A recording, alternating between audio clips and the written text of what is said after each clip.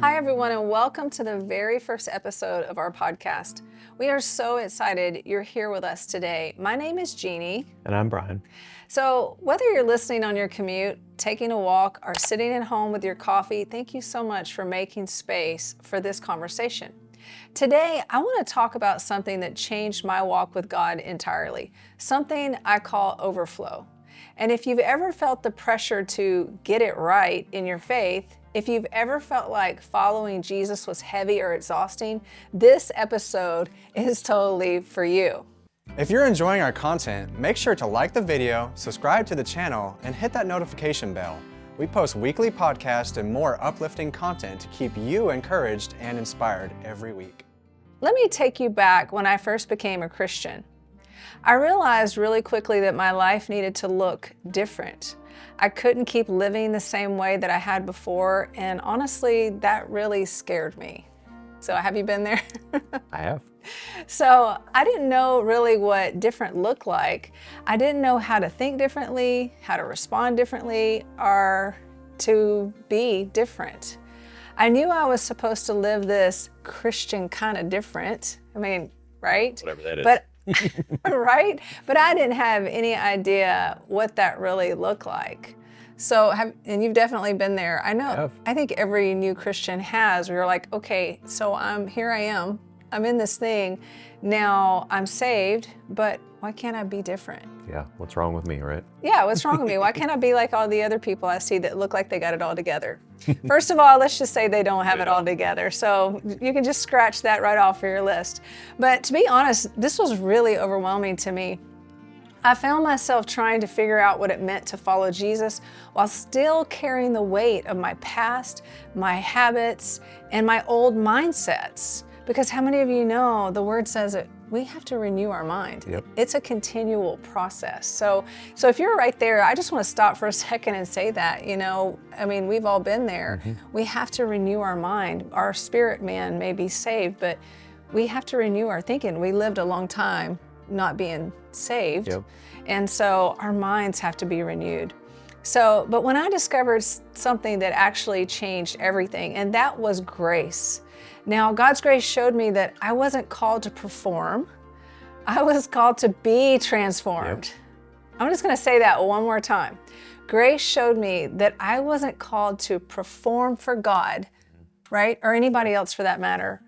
But I was called to be transformed. Yep. That is so powerful. I learned that I'm a new creation in Christ. That He didn't just die for me, He didn't just die for you, but He died in my place. That's not just good news, that's life-changing, life-altering. And I'm gonna tell you, it took me a long time to really grab a hold of that. And still some days, I think I struggle with that I have to remind myself and even walk around and say out loud, I am a new creation in Christ. The old has passed away. That's the word. So therefore it is the truth, no matter what we feel, okay? So fast forward a few years, I found myself in ministry. So not the kind behind a pulpit or within the walls of a church, but ministry to people who didn't want anything to do with church. So basically, that meant that the answer for their problems could not just automatically be the word.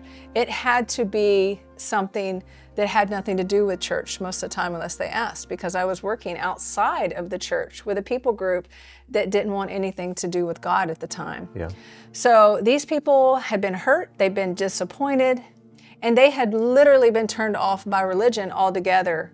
So suddenly I felt like I was carrying this huge responsibility to represent Jesus to people who didn't want to even hear His name. And you were right there alongside with me as we worked with this people group.